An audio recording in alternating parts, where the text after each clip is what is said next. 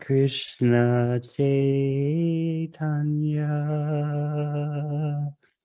Prabhu Nityananda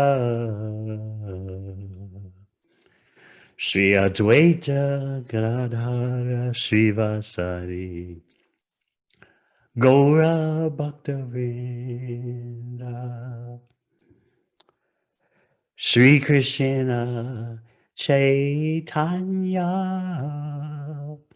Prabhu Nityananda Sri Advaita Gadadhara Srivasari Gaura Bhaktavinda Jai Sri Krishna Chaitanya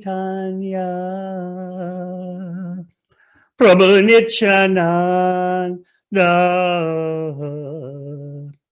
Sri Advaita Gadadhara Srivasari Gaura Bhaktavinda Hare Krishna Krishna Krishna Hare Hare Hare Rama Rama Rama Hare Hare Hare Krishna Krishna Krishna Hare Hare Hare Rama Rama Rama Hare Hare Hare Krishna Krishna Krishna Hare Hare Hare Rama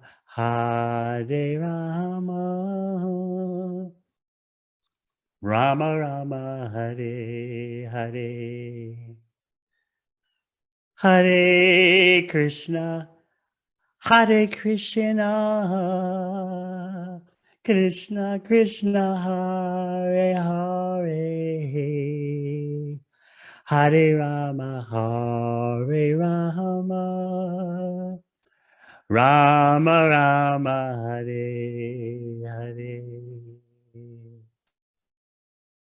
Hare Krishna Krishna Krishna Hare Hare Hare Rama Rama Rama Hare Hare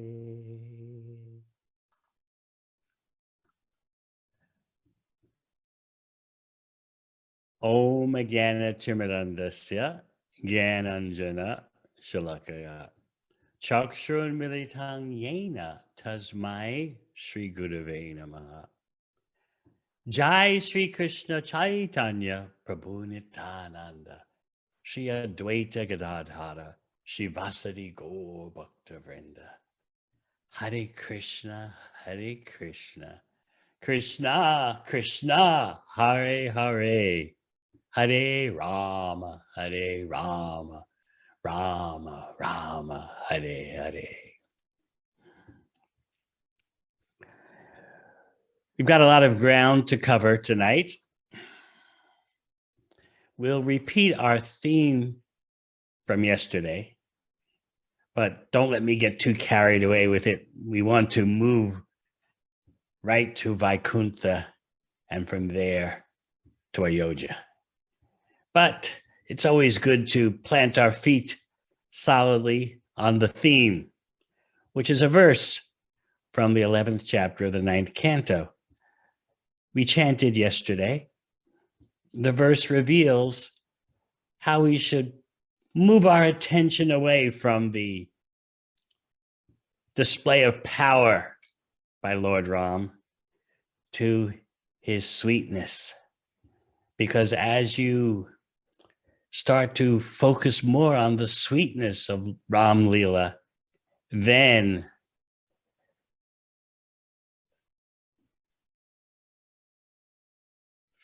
we can start to see fragrances of Krishna's pastimes.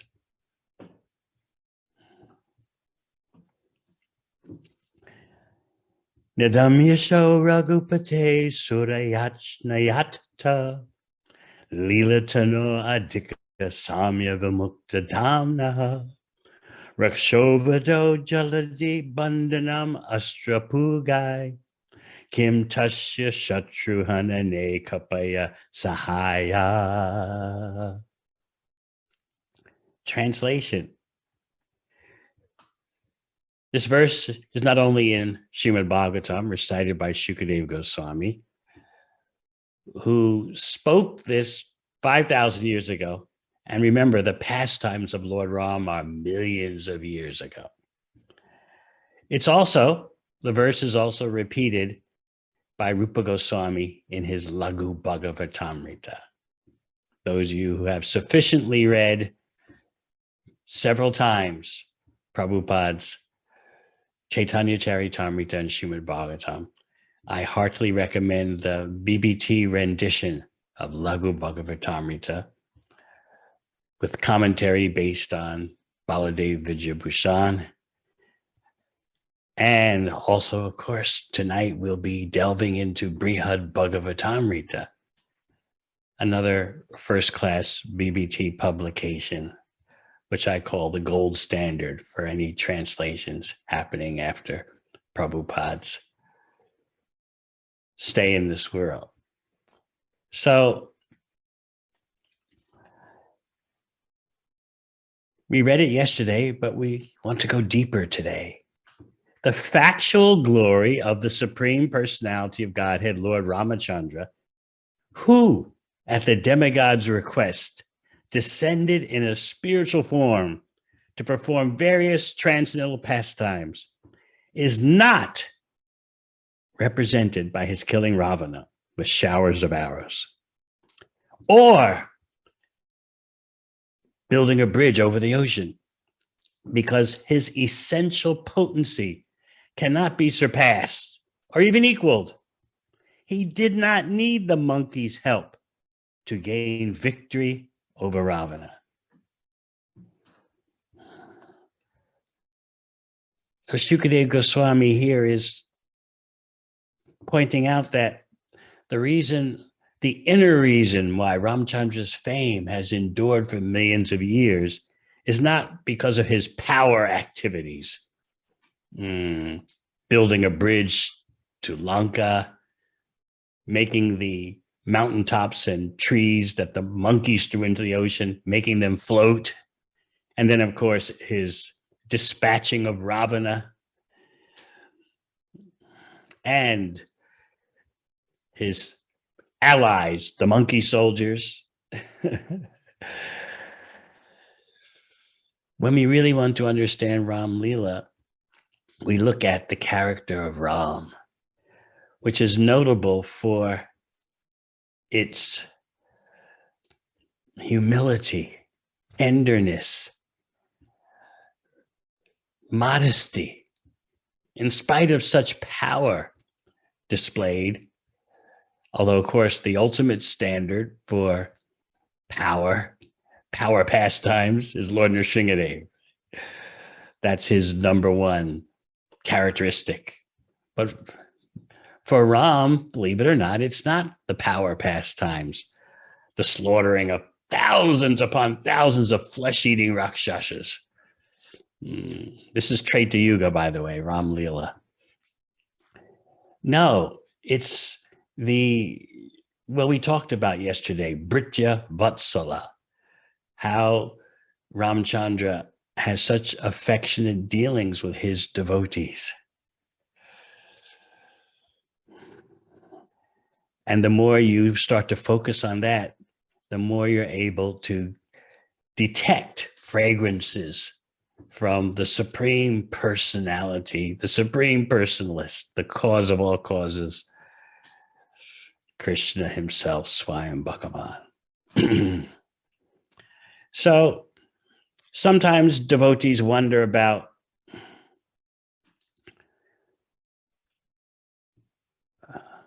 technically speaking, who are Ramachandra, Lakshmana, Bharat, and Shatrughna in terms of their Vaikuntha status. Avatar means that which descends, which comes down from Vaikuntha to manifest in the material world. But we have to be very careful. And one thing, the verse from the 11th chapter of the 9th canto that we just read makes clear is that it's not that Ramachandra assumed a body.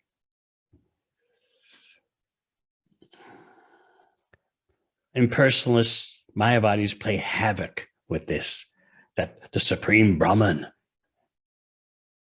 has assumed a form of Ramachandra. When the Supreme Brahman becomes in contact with the material energy, a form of made of mode of goodness manifests. So many concoctions like that. No, Ramachandra does not assume a body. His form is eternal, and that form is revealed. In other words, what already exists is revealed to ordinary vision, although those with ordinary vision often don't understand what they're looking at, as certainly was the case with Ravana, who, even though he was personally killed by Ramachandra, the Supreme Personality of Godhead, Ravana couldn't understand who he was dealing with. He thought this must be some human being who's accumulated heaps of pious activities and therefore has such power.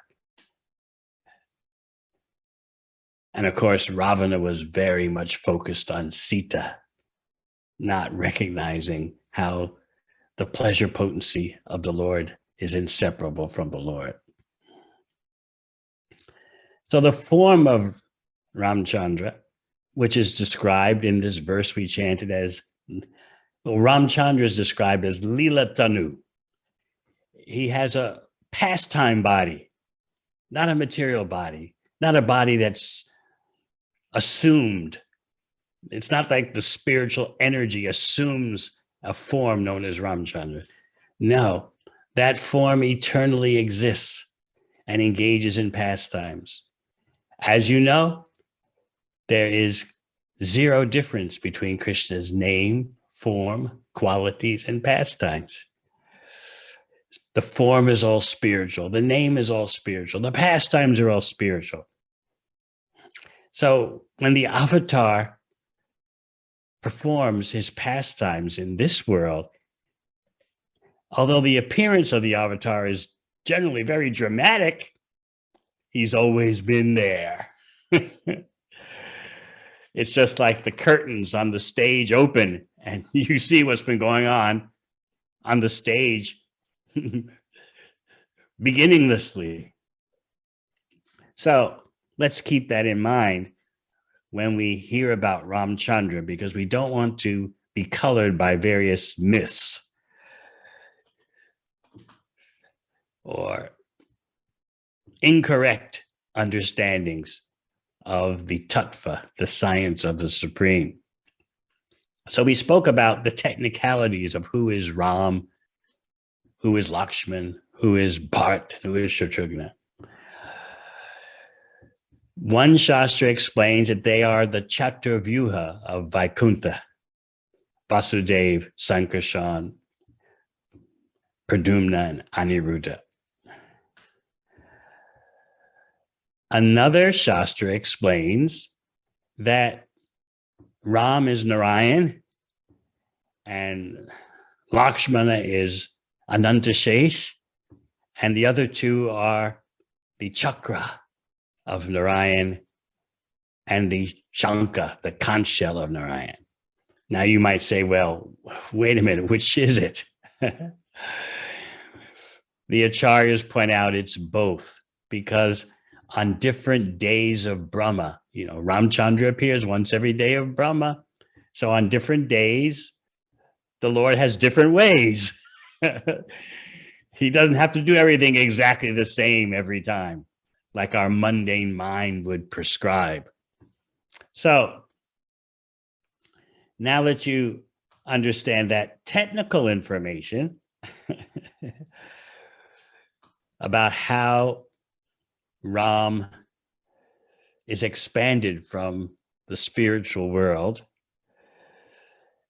let's talk about a difference that I really cherish between Ram Leela and Krishna Leela. It's contained, what I like to meditate upon is contained in a verse spoken by Devamrita Thakur, the great Vaishnava. And he says, Santa Vatara Bahava Pushkara Nabhasya Sarvato Bhadraha Krishnat Anya Kovalateshu Pi Prema Do Bhavati. He says, certainly the lotus navel personality of Godhead has many all auspicious incarnations, but among them, who other than Krishna gives love of God even to the creepers? So what is the meaning of this? There are so many all auspicious incarnations, but why is Krishna distinctive? It would seem that Krishna Leela and Ram Leela, they're the same in terms of revelation of the potency of Bhagavan. But there are characteristics that Krishna reserves only for himself as Swayam Bhagavan. So one way of understanding this is to note that, well, let's look at the trees and plants of Ayodhya. They cried, the trees and plants of Ayodhya cried only once due to the intense pain of the impending separation from Ram. Ram was being exiled.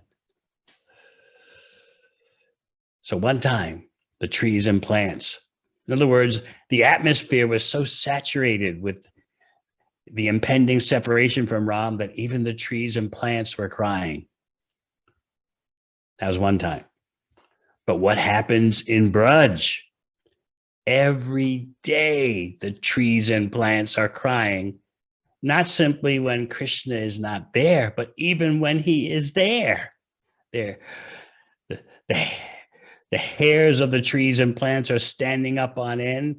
The hairs on the animals are standing up on end. The trees are shooting sap. They're bowing down, their branches loaded with fruit. This goes on every day in Braj, in the forest, even when Krishna is present. So Bilvamangala Thakur is pointing out, everything is sweet, everything is absolute, but there is a difference. So now, we want to go to Vaikuntha, to Brihad Bhagavatamrita. We find that the cowherd boy, Gopa Kumar, is a Brajbasi, and he's attached to Madan Gopal, Krishna as Gopal, Govinda. And he's taking a tour. For those of you who don't know Brihad Bhagavatamrita, he's touring the material world and even gets to the spiritual world as he explores different devotees and their different realizations. And at the same time, he's looking for his ultimate goal, Madan Gopal. So now he's in Vaikuntha. And there, Narada Muni meets up with him. You see, Narada Muni is a Vaikuntha devotee who is allowed to witness the Goloka pastimes.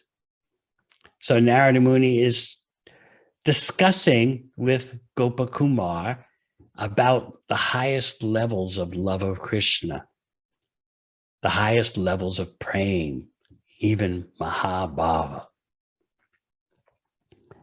And he concludes that discussion. I have to keep moving now because it's all so nectarian. I just want to savor every drop in one particular verse, but I've got to keep moving. So Narada Muni tells Gopakumar at the end of his presentation about ecstatic love, he says, who can completely describe this special ecstatic state? And it's not even proper for us to do so. Even if the most perfect scriptures were to describe this ecstatic love in detail, there would be a negative effect on ignorant people. Well, you say, well, what does that mean? Well, to the ordinary vision, love of Krishna in separation looks like pain, physical pain, supreme distress. So persons lacking spiritual knowledge will think that bhakti is a miserable experience. Just like I've seen some texts, some historic works by British scholars in which they commend Chaitanya Mahaprabhu for his social welfare work as they see it. He broke down the class system.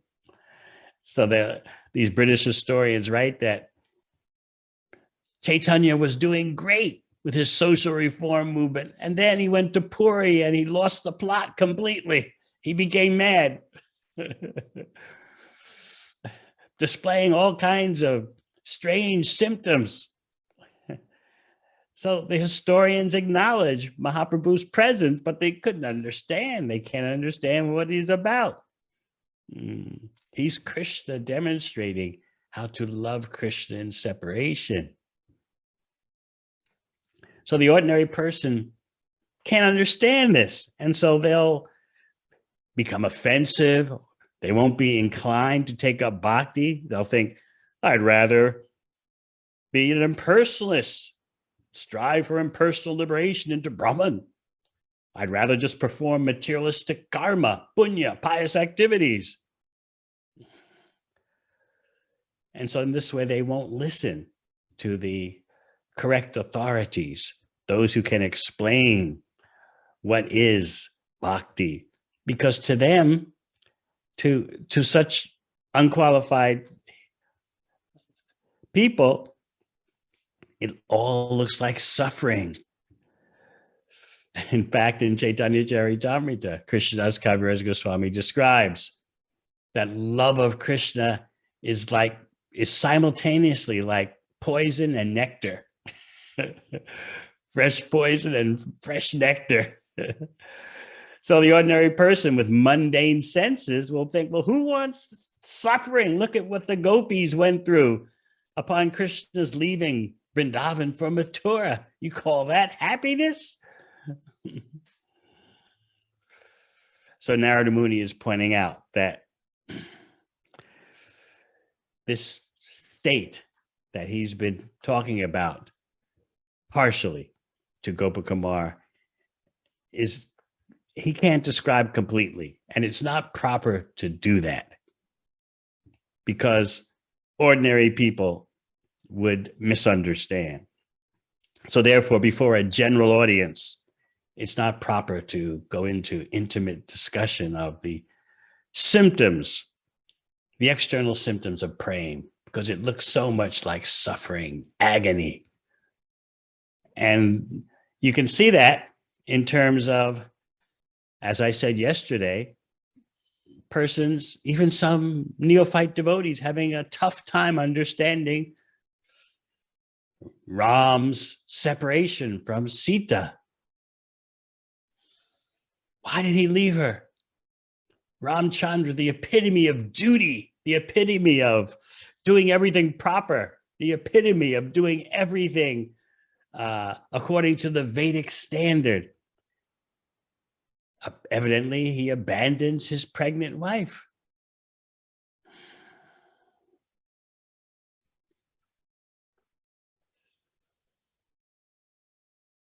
So Narada Muni is saying, if people can't understand Ram and how he's never separated from his pleasure potency, it's just play, transcendental play, and Sita and Ram are relishing feelings of separation, which intensify the love. If people can't understand that, they can't understand Krishna Lila, and what to speak of understanding the most elevated states of love of Krishna, Krishna prayed. So Narada Muni is saying, we've got to be careful here. So what about Gopakumar? Narada Muni is telling him, you belong to the place where Mahabhava is known. You belong to Braj. And soon you'll be able to understand the Mahabhava of Braj by the mercy of the Supreme Personality of Godhead. So what happens with Gopakumar hearing all this, the words of Narada? His anxious desire, his anxious eagerness to see the lotus feet of Sri Gopal, his worshipable Lord, Madan Gopal, his anxious eagerness soars like a storm arising within him. A hope that he'll achieve the kind of ecstasy that Narada has described. You may remember from Nectar Devotion, Asha Bandha, hope against hope. I don't have any good qualifications. I lack this, I lack that, but I have this hope burning inside me that one day, I can develop my relationship with Krishna, Gopi Jana Ballava. So this is what's happening with Gopakumar. And that hope and anxious eagerness seems to plunge Gopakumar in an ocean of sorrow, not mundane sorrow. So Narada Muni is consoling him. He says, although this topic is most confidential and should not be talked about here, by the weight of your anxiety, that's not material anxiety, mind you, by the weight of your anxiety, I am being forced to speak openly. Narada Muni is about to divulge secrets that are not discussed, even in Vaikuntha. So I'm sure you all are holding on to the edge of your seats. Narada Muni tells him, as he begins to motivate Gopakumar to go higher in the spiritual world. He says, far from here is Ayodhya, the capital city of Raghupati.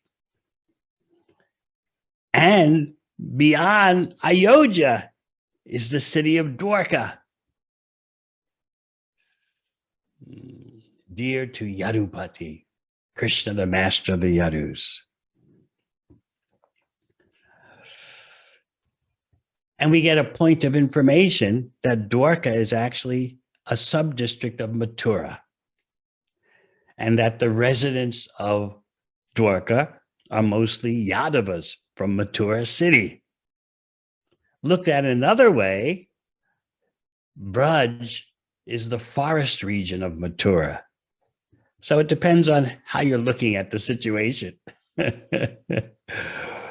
Whether from the Dwarka point of view or the Vraj forest point of view, but Mathura plays a key role in between. So Narada Muni tells Gopakumar that when you achieve Dwarka above Vaikuntha, you will actually be attaining Mathura also. So Narada Muni is moving Gopakumar on step by step. You're in Vaikuntha. Let's time for you to go to Ayodhya. And from Ayodhya, you go to Dwarka, which is nearing Mathura. And of course, the ultimate goal of Gopakumar is Goloka Vrindavan.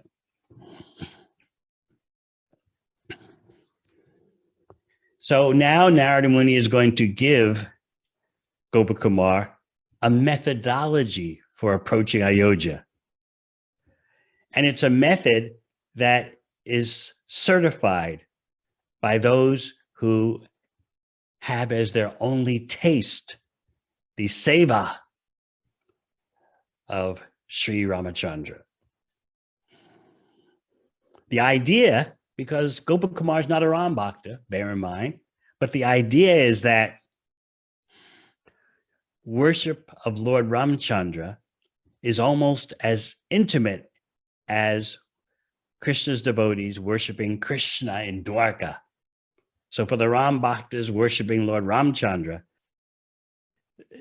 their seva is almost as intimate as the Krishna Bhaktas serving Krishna in Dwarka. The idea is that in Ayodhya, Gopakumar will get training in the higher practices of his participation in Leela. Leela requires training. As you know, for those who perfect their service in this lifetime, in this body, they then join Krishna Leela in the past, in the particular universe that Krishna is appearing. And there they develop their Leela abilities. So Narada is here giving Gopakumar a training process, so that by the time Gopakumar reaches his ultimate destination, which is Goloka Vrindavan, he'll be trained up for how to participate in the Leelas. So this is the divine Bhakta program at its topmost level.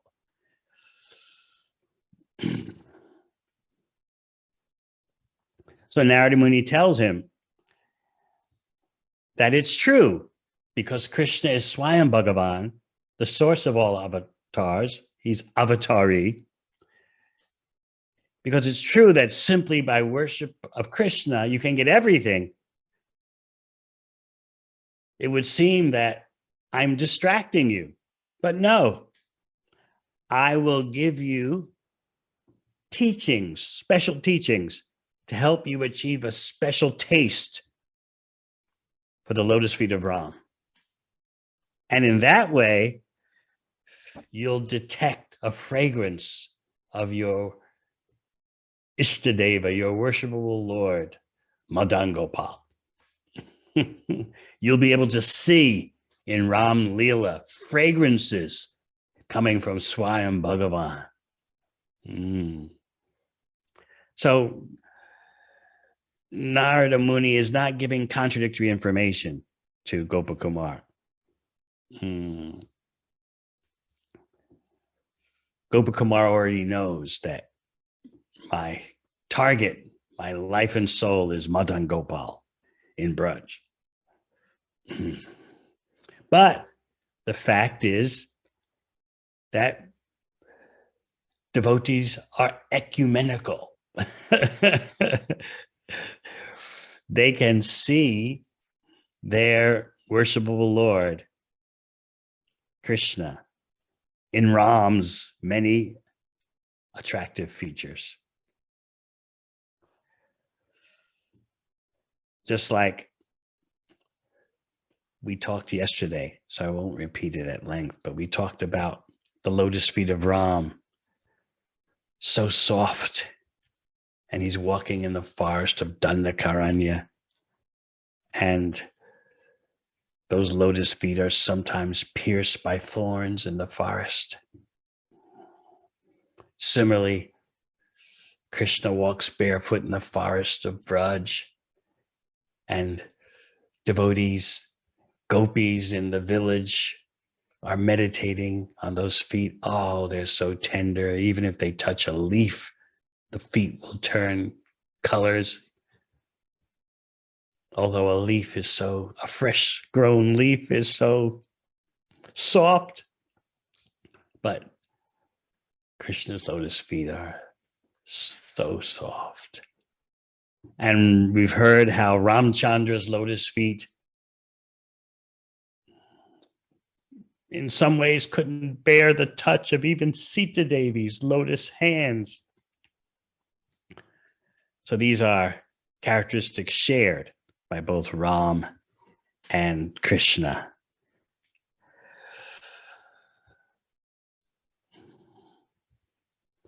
But within the unity, Narada Muni wants Gopakumar to taste the particular Ram diversity, because Ram does have special characteristics of his own, which can only be savored through the proper method.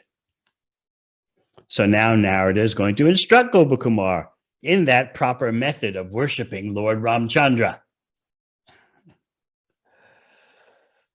So he tells him, it's all about the chanting. I want you to start chanting, O Sitapati, husband of Sita. O Raghunath, lord of the Raghu dynasty. O Lakshmana Jesta, O older brother of Lakshman. O Hanumat Priyeshwar, O dearest master of Hanuman. And while you're chanting like that, Narada Muni is telling him, remember the qualities, beauty, and power of Lord Ram, as revealed in the Shastra. So again, more prominent in our consciousness,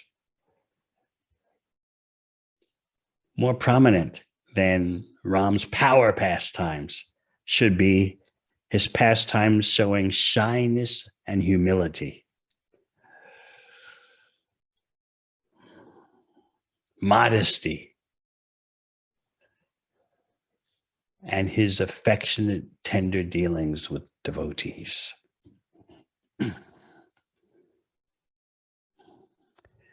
So Narada Muni encourages Gopakumar in going to Ayodhya, because he says, whatever path leads to attaining one's own worshipable deity, you should follow it. So this methodology for going to Ayodhya and living there will help you to attain Madan Gopal. And so the rule is, yes, you're exclusively devoted to Madan Gopal, but you should be very attracted to anything which just gives off the slightest scent, the slightest fragrance of your worshipable deity. So therefore, I'm sending you to Ayodhya, so you can appreciate Lord Ram's special characteristics in the context of your overarching attachment for Madan Gopal. Very interesting, isn't it?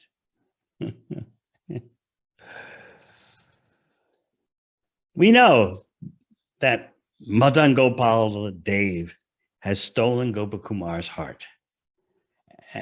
But Narada is clearing the doubt that someone may have. But if Madan Gopal is sold out to Madan Gopal, why are you sending him to Ayodhya? So Narada Muni, as we explained, is pointing out, it'll help you because there is the fragrance of Swayam Bhagavan there in Ramachandra. So go. Progress through stages, first to Ayodhya and then to Dwarka. And ultimately, Gopakumar will achieve his worshipful Lord Gopala Dev. He had already achieved Lord Vishnu by the mercy of Lord Shiva. That's why he was in Vaikuntha. So Narada Muni is saying, in the same way, by that mercy, you'll go to Ayodhya and then to Dwarka. So Narada Muni is showing confidence that by Gopakumar's meeting Lord Ramachandra, Gopakumar will attain his perfection.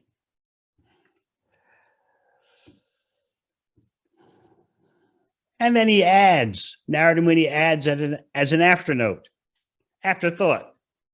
if after you've seen the lotus feet of Sri Ram, you're still hankering to see your Lord Madan Gopal, be assured that Ram, because his heart is so soft and overflows with compassion, be sure that Ram will send you to Dwarka.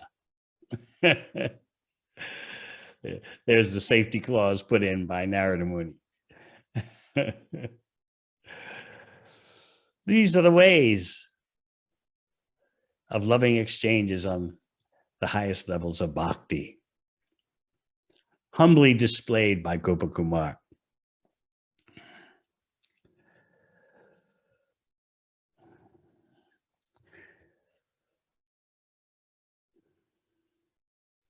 So now the question is not whether Madan Gopal, not whether Gopakumar, should go to Dwarka, but how to get there as soon as possible. And Narada Muni is saying, first go to Ayodhya.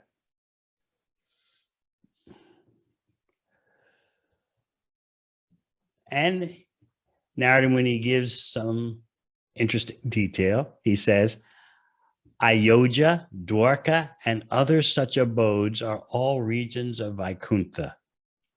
Therefore, and why is he saying that?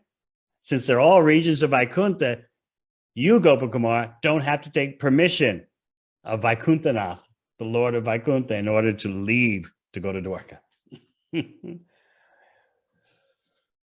Just see the etiquette that goes on, even in the spiritual world. The age of Kali standard is that if I feel like going somewhere, I just go. If I feel like doing something, I just do.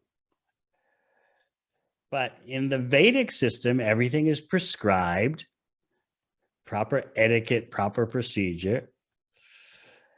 And you see, even at the level of attaining the goal of the Vedas, Gopakumar is in the spiritual world, he's in Vaikuntha. Still, there's a proper way for doing things. And so Gopakumar is concerned, I should take leave of Lord Narayan, who's shown such mercy to me.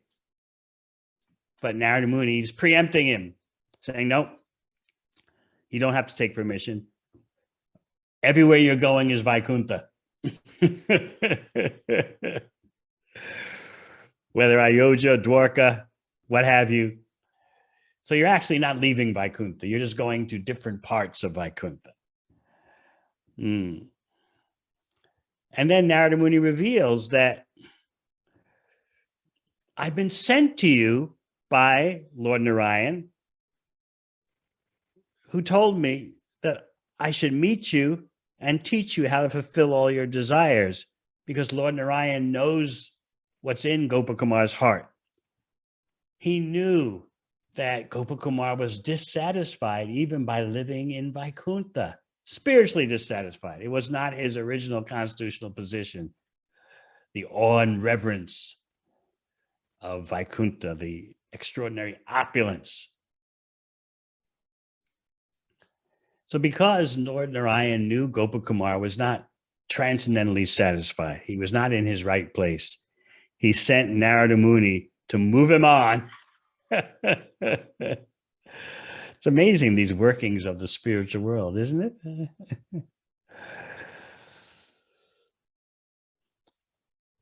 So Narada Muni explains that.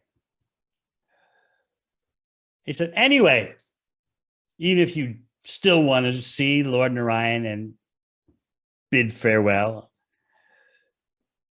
He's gone somewhere else to give some other devotee his favor. You won't be able to tolerate waiting for him.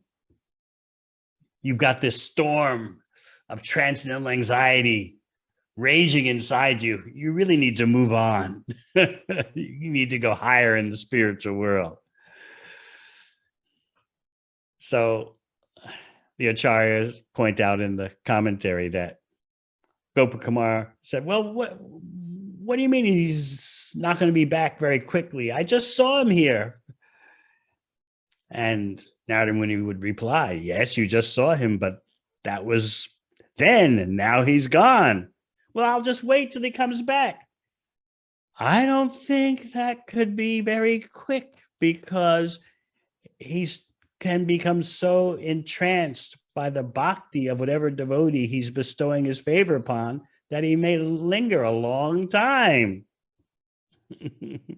So I think you better indeed move along. Also, Narada Muni is thinking that if Gopakumar waits to consult Narayan in person, Gopakumar seeing Lord Narayan would finish off his desire to go to Ayodhya, to Dwarka, and so on. So Lord Narayan, knowing this, I don't want to impose upon Gopakumar. I don't want to disrupt Gopakumar's quest for Madan Gopal. So therefore, I'll step out so that Gopakumar can take leave and move on in his spiritual quest. Very interesting, very amazing. So Gopakumar finally gets the point. He's overjoyed. He bows down repeatedly to Narada Muni, takes Narada Muni's blessings, and then sets off for Ayodhya. And how is he setting off for Ayodhya? He's chanting as Narada Muni prescribed. O Sitapati, O Raghunath, O Lakshmana Jeshta, O Hanuman Priyeshwar. This chanting is so important. What happens next? He's not making a physical trek, by the way. Vaikuntha is beyond time and space. But it seems like after traveling a long way, how do you travel a long way in a place where there's no time and space? I'll leave that for you to figure out. The engineers among you. But after traveling a long time, what does Gopakumar see? Forest monkeys jumping here and there, shouting, Ram, Ram, Ram.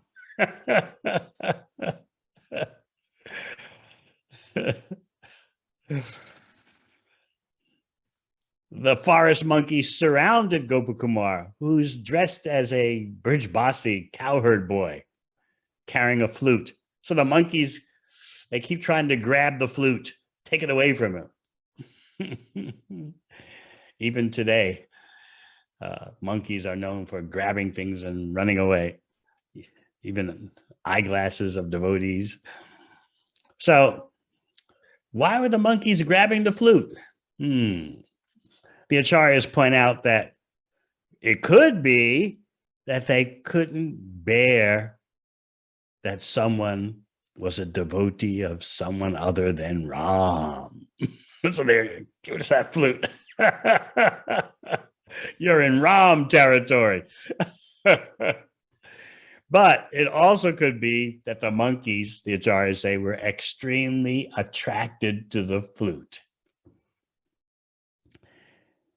So Gopakumar proceeds with the monkeys, and then he sees some human associates of Lord Ramachandra, and they look more beautiful than even the residents of Vaikuntha, the four-handed residents of Vaikuntha, who have that perfection of sarupya, having bodily forms the same as Lord Narayan.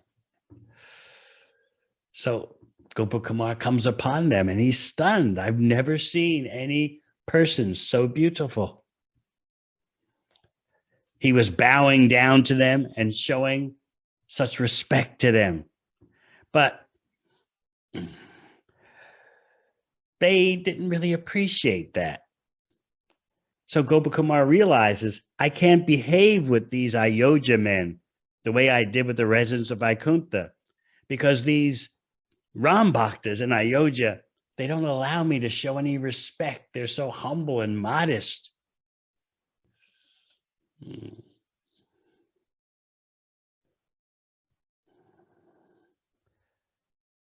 There's no doubt that these associates of Ram were sent by Ram to greet Gopakumar.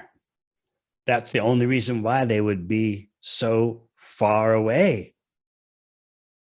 from the capital city. They're in the outskirts, in the forest. They're greeting Gopakumar. They're sent by Lord Ram.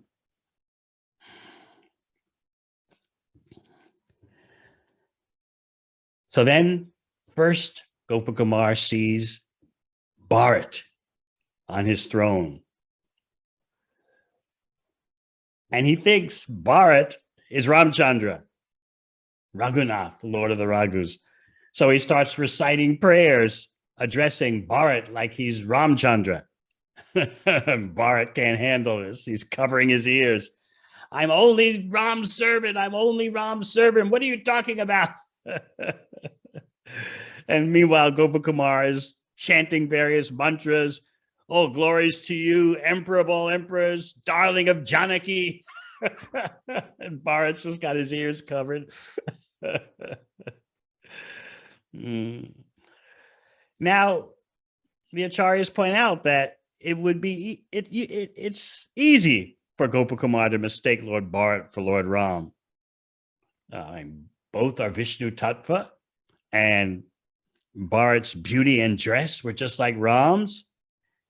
And Bharat's wife is a plenary portion of Lakshmi Devi, so she appears just like Sita Devi. And Shatrughna, who was also there, standing by Bharat's throne, doesn't look much different from Lakshman. So you could sympathize with Gopakumar being confused, but Bharat is setting him straight. I am just the Ram Bhakta. I'm the servant of Ram. So then Hanuman, who's there with Bharat, escorts Gopakumar to the inner section of Ayodhya, where indeed Gopakumar sees Ramachandra. And he notes Ramachandra looks somewhat like Lord Narayan.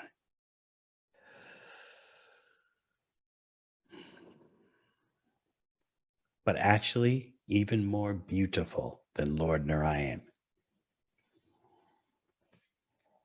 And he's known to be the best protector of the citizens of his kingdom. Srimad Bhagavatam says that Ram treated all his citizens like a father would treat his children. And again, the prominent qualities of Lord Ram that leap into the foreground are his modesty and humility, so delightful. So again, here we are thinking that the foremost qualities of Ram are power, killing thousands of Rakshasas and killing Ravana and Kumbhakarna, but no. His humility, his modesty, and his strict adherence to all the Vedic standards and obligations. We're going to get back to that because I'll give you a premonition, a hint. Well, no, I won't.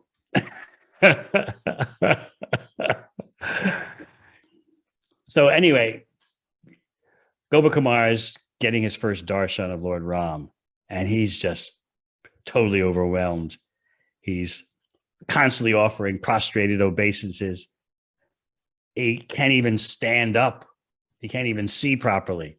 But then by Ram's mercy, he's able to stand up and see Ram clearly.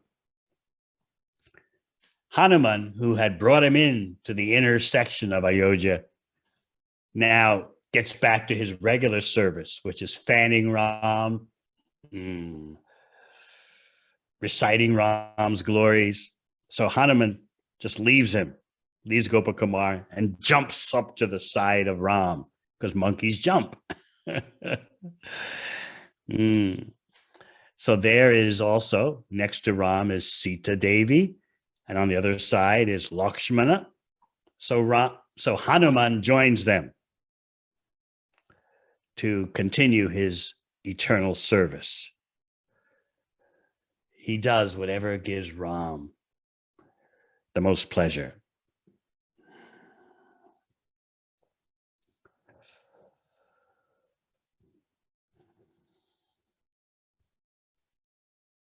So you have a very tender scene of relationships. And Gopakumar notes that there's Hanuman, there's Lakshman, there's Sita Devi, there's Ram.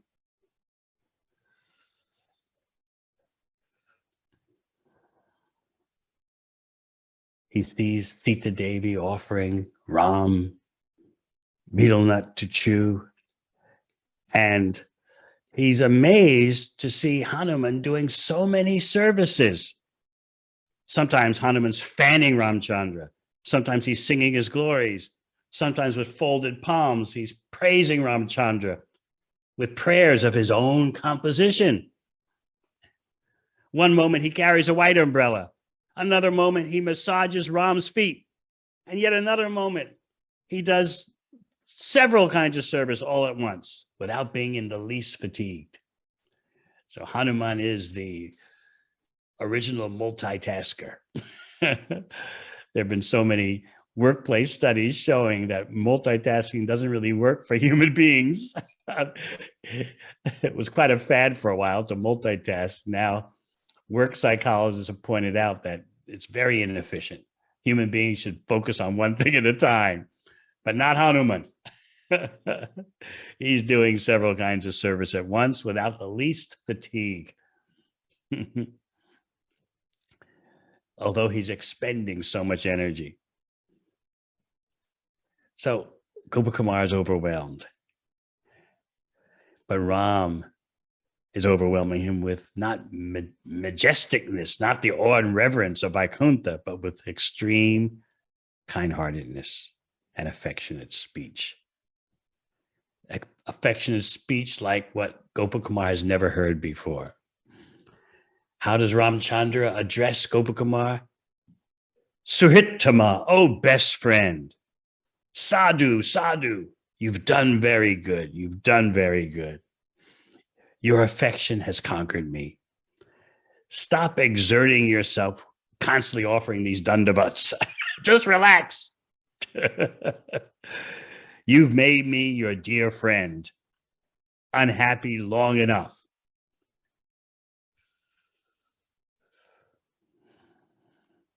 So Ramachandra asks him, stay and rest for a while. At least, though, he says, Gopakumar, stop offering so many dandavats and official prayers. So you see, we've moved on from Narayan and Vaikuntha. Ramachandra considers Gopakumar a close friend. Ramachandra tells him, please get up from the floor, get up from your prostrated dandavats. May there be all good fortune to you. Give up this formal respect. You're my friend. I'm always controlled by pure love, such as what you are showing. This is Ram. This is the real glory of Ram.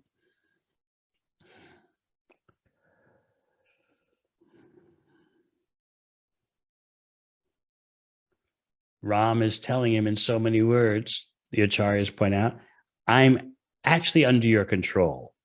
So then if I'm actually under your control, how can I be the object of your behavior of awe and reverence? So stop this awe and reverence. I'm under your control. Sritama, you're my best friend. Finally, Hanuman, on the order of Ram, raises Gopakumar from the ground and brings Gopakumar by force to where the Lord was resting his lotus feet. So Lord Raghunath had to order Hanuman, stop him, stop Gopakumar from all these Vaikuntha formalities, this stiff awe and reverence.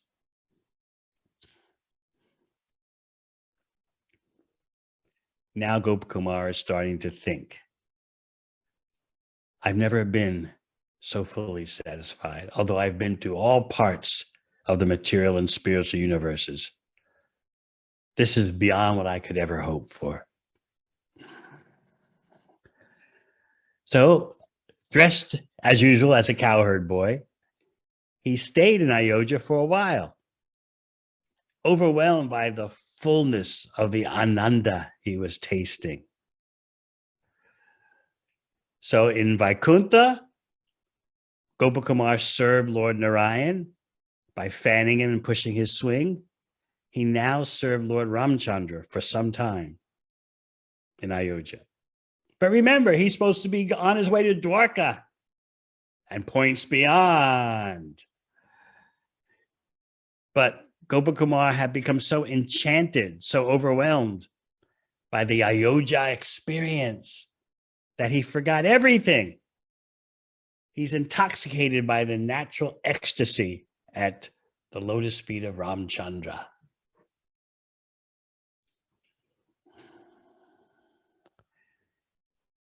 But gradually, he was getting some realizations. Ramachandra, in his role as King of Kings, acts in strict accord with religious principles. He acts strictly according to Dharma in such a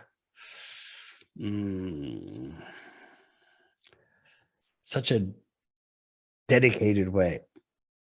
So actually, Gopakumar is starting to wonder, maybe this abode is not my home. Lord Ramachandra acts just like a pious king of the world in that he is the epitome of obeying the rules and regulations of the Dharma Shastras. I've never seen him violate any religious principles. You say, well, okay, so what's the significance of that realization? The acharyas point out that Ramachandra is not free to display the highest extreme of compassion for his devotees, whereas Krishna will do that. The highest religious principle, the highest dharma for Krishna is to give himself completely to his devotees. We discussed yesterday about the other meaning of, what was that term? Advaitam, achyuta. The other meaning of achyuta, which is that even though Krishna gives himself so unprecedentedly, so fully to his devotees, still he has his original self. So, well, what does that mean? You have to understand how much Krishna gives himself to his devotees to then marvel at the fact that he still has his own core self. He gives so much. So Gopakumar is starting to long for the spontaneous cowherd boy of the forest of Braj, who has naughty childhood pastimes, mischievous boy pastimes, and amorous teenage pastimes.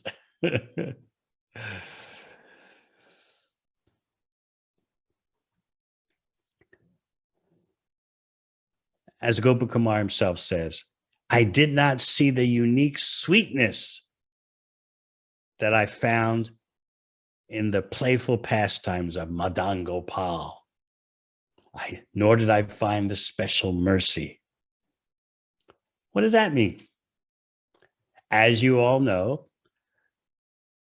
Madan Gopal, Krishna in Vrindavan, has various pastimes that Lord Ramachandra doesn't, such as the flute playing that can attract the whole universe and enchant the gopis.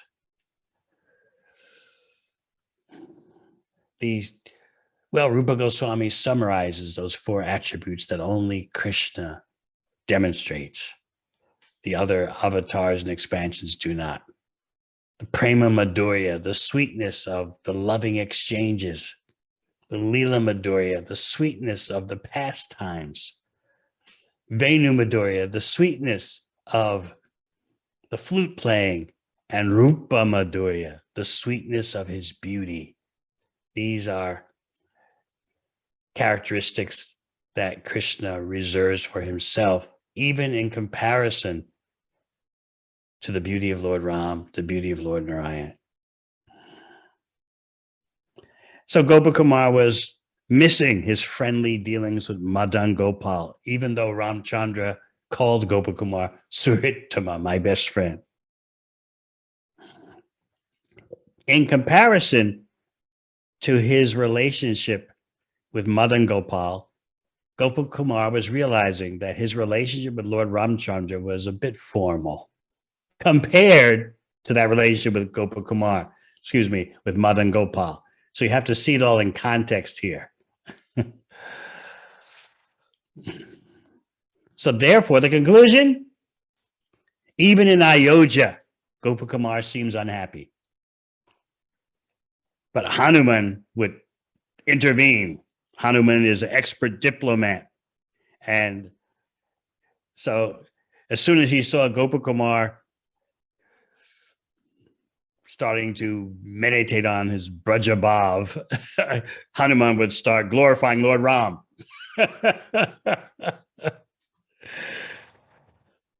Gopakumar, think of Ram's humility, Ram's simplicity, his respectfulness, all Ram's sublime qualities.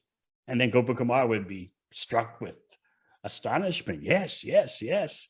And then he would look upon Lord Ram with great love and see in Lord Ram the aspects, the features, the qualities of Gopakumar's own Madan Gopal.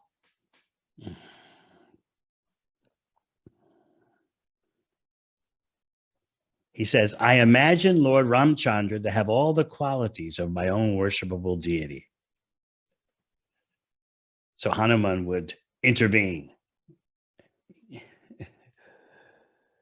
Even more so, Hanuman would, so to speak, save Gopakumar from running away to the land of Braja.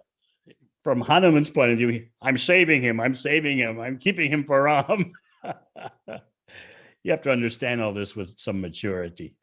You're not dealing with material nature or material comparison. So the Acharyas tell us that Gopakumar's vision of seeing Madan Gopal and Lord Ramachandra would be short-lived. It wouldn't stick around for so long before Gopakumar would start hankering again and again for the sweet life of Braja Bhumi. And then he would start thinking, I got to leave Ayodhya. And Hanuman, looking at his face, would notice, this transcendental disappointment's creeping in. I've got to save him. I've got to keep him in Ayodhya. So because Hanuman is, as we said, an expert diplomat, he knew how to speak to Gopakumar so that Gopakumar would stay for a long time and wouldn't leave.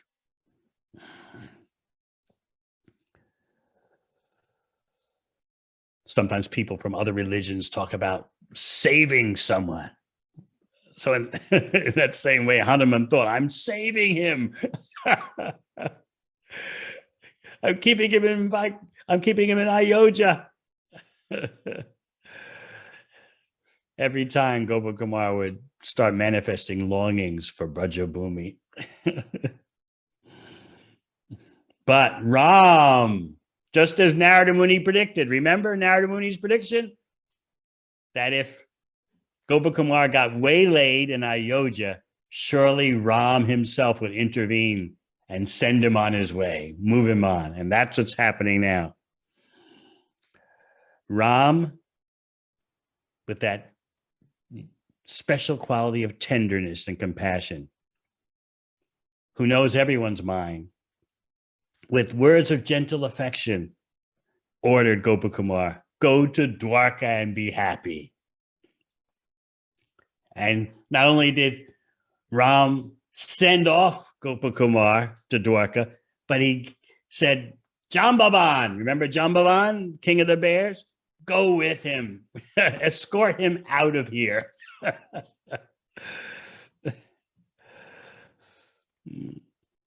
Otherwise, without Ram's having personally ordered Gopakumar to go to Dwarka, Gopakumar would have never gotten out of Ayodhya. Ramachandra understood this devotee is a worshiper of Madan Gopal. Look at him. He's dressed as a cowherd boy. He's carrying a flute even in Ayodhya. He did that even in Vaikuntha. He didn't change his dress. So even though he's tasting supreme ecstasy here, and even though Hanuman is personally counseling him as his mentor, still he needs to go to Dwarka. I rarely send anyone out of Ayodhya, but for the happiness of this devotee, I'm moving him on. And not only am I moving him on, but I'm calling on Sri Jambavan, king of the bears, accompany Gopakumar to Dwarka. And by the way, it's appropriate for Jambavan to escort him because Jambavan's grandson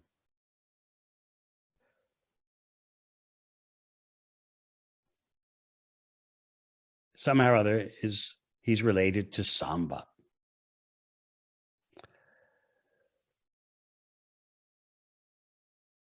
As grandfather, and Samba is Krishna's son.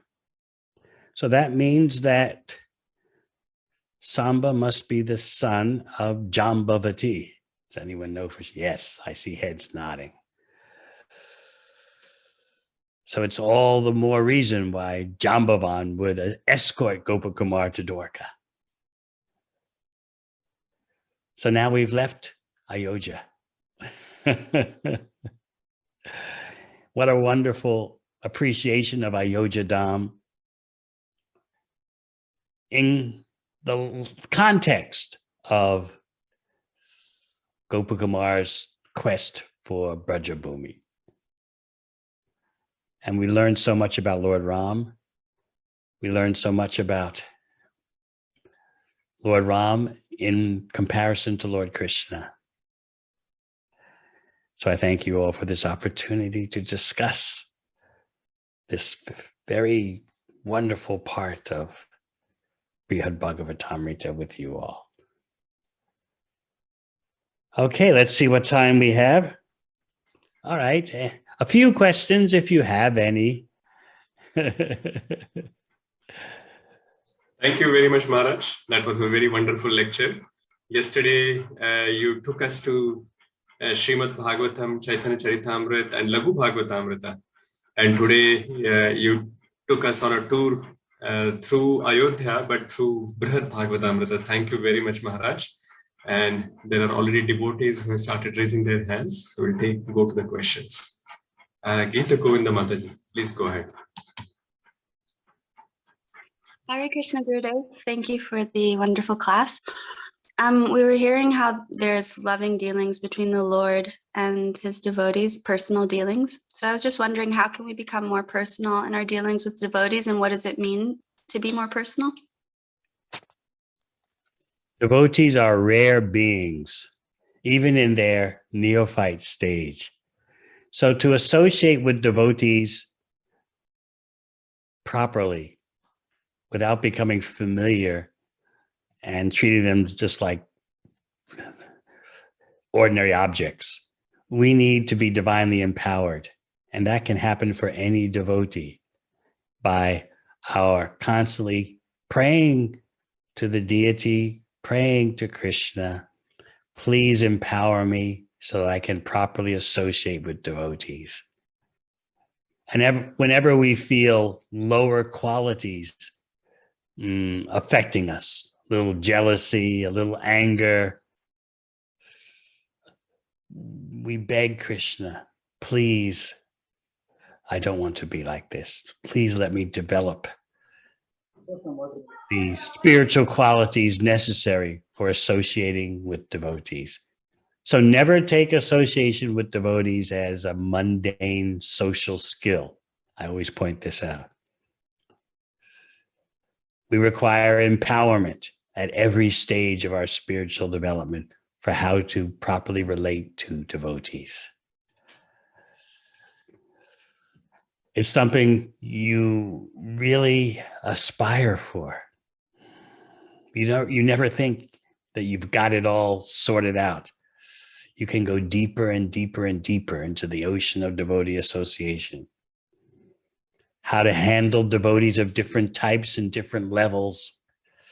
It may seem impossible in the beginning stages, even in the middle stages, but gradually Krishna gives you the intelligence based on your sincerity. This is the Sankirtan movement, Lord Chaitanya's Sankirtan movement. Togetherness. That means we got to learn how to deal with each other. And it's not easy all the time. Next question.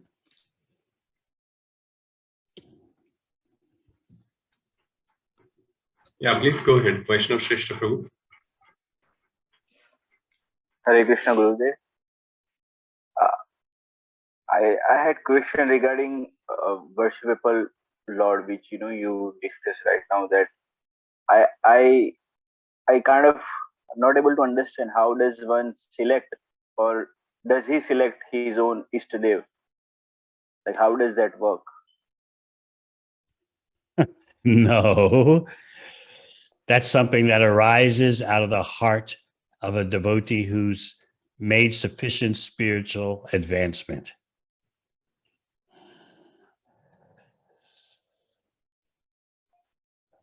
Your heart has to become purified enough that its inclination becomes manifest beyond just mental speculation. Otherwise, it becomes contrived. Maybe not in your village or town or city, but I remember as a little boy where I grew up, sometimes 5-year-old girls and 5-year-old boys would play. And of course, at that age, there's no question of any feelings that would emerge in teenage years. So they could honestly and innocently play, and they would tease each other. He likes you. She likes you. Just totally innocent. And of course, the adults know that what do these little 5-year-olds know about, male-female affairs? They're just playing like that. They have no realization. Life gets complicated much later. So, she likes you. So sometimes when devotees think that they have some special attraction for a particular deity, it's like that. I like Jagannath. I like Baladev. That's my point. We need to be cautious and let the heart naturally develop to the point where there'll be no question. Yes, next. That was a very wonderful example, Maharaj. The next question is coming from Bharatwaj Rishi Prabhu. Hare Krishna Maharaj, Dandavat Pranam. Maharaj, it was so good to hear the journey of Gopakumara through the various stages of Vaikunta planet, Vaikunta, various parts of Vaikunta. So does it apply to every soul? Like, whoever is actually going to Golok, Vrindavan, do they have to go through each step of Vaikunta parts and then reach to Goloka? No, it's just that Gopakumar is mercifully giving us a tour. He's a Brajbasi who's giving us a tour of the various levels of the material world, first of all, the heavenly planets, and then to Mahakalapur, the abode of Mahavishnu, and then beyond, from Shivaloka to Mahakalapur, and then to Vaikuntha and various parts of Vaikuntha. So he's just giving us a tour. But in his heart is always the quest for Madan Gopal. So no, you don't have to take the local train that stops at every stop. You can, you can take the express. Thank you, Maharaj. Yes, next. Please go. Hare Krishna Maharaj, thank you very much for the class. Maharaj, my question is, you've mentioned regarding devotee relationships are very, very precious. How can we avoid the trap that when we have been had the opportunity of to have the association of some senior devotees over a long period of time, we can start to, should I say, not take advantage, but we take it for granted, and sometimes we start treating them, because we've gotten very close to them, and we forget that they're a senior devotee, or we start treating them with much more closer connection, and maybe forget about that respect. How can we stop and falling into that trap of making sure that we continue to treat the senior devotees, even no matter how close we are with them, with that level of respect that they deserve? And the Bhagavad Gita, Arjuna said, Krishna, I've treated you like a friend and said so many unkind words to you and things like that. How can we avoid falling into that trap? I can tell you what I do, if you don't mind. In my dealings with my God brothers, I always say a prayer beforehand, before any dealing. Please, Krishna, help me to properly deal with this devotee, properly understand this devotee's glories and behave myself properly. I'm recognizing I'm helpless, and without Krishna's help, I won't properly act. So the more we can pray like that, the more Krishna sees we're serious about our bhakti sociology, our bhakti social affairs, and he helps. That's what I try to do. And I do recommend it for others. Thank you, Maharaj. Actually, why just seniors? Before me talking to any devotee, I try to offer that prayer. Seniors, juniors, what have you. Because all devotees are so precious. Hare Krishna. Hare Krishna, thank you. Maharaj, there is one question that I have. Yes. If you still have some time. The last Maharaj, one. related to... Save the best for the last. Maharaj, this is related to deity worship, and this is in the context of the question that Bharadwaj Rishi Prabhu asked about how various devotees may want to worship some particular deities. And you gave the wonderful example that when we are a child, we do not know what is the liking.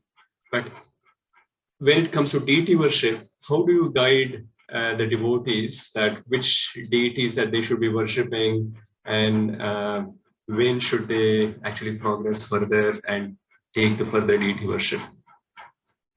Are you talking about home deity worship or Yes, temple Maharaj. deity Home worship? deity worship. No, home deity worship. Home deity worship, you can't go wrong, and you'll go unlimitedly right by worshiping Sri Sri Gauranitai. They don't accept offenses. And unless your home worship is to the standard of temple worship, you shouldn't think that the home worship replaces the worship of the deities in the temple. Still, most important is coming together to chant Hare Krishna. Jiva Goswami recommends deity worship as an addition, that it helps to purify the consciousness so that you can chant Hare Krishna better. But the goal is always to chant Hare Krishna better. Now, there's situations in which there's no temple with full deity worship, or there's so many other intricacies and special situations that can develop even in the same city. So therefore, families may want to focus on their home deity worship. And therefore, as I'm saying, you can do no wrong and you can do unlimitedly right by worshiping Sri Sri Gauranitai. They are especially meant for householders in that they accept no offenses, and you can please them very easily just by having kirtan in front of them. More than that, what can I say? Brahmanas, initiated brahmanas, may want to worship Shalagram Shila. That's nice. It's a big subject you're asking, with many different considerations due to time, place, and circumstance. Thank you, Maharaj. I think you gave the sharp and quick answer to me. Thank you. So if there are no further questions, then we will thank Maharaj by chanting the Hare Krishna Maha Mantra, all of us together. Hare Krishna, Hare Krishna, Krishna Krishna, Hare Hare, Hare Rama, Rama Rama, Hare Hare. Thank you very much, Maharaj, for sparing the time for 2 consecutive days. Hare Krishna. Thank you all. His Holiness Devamrita Swami Maharaj ki jai.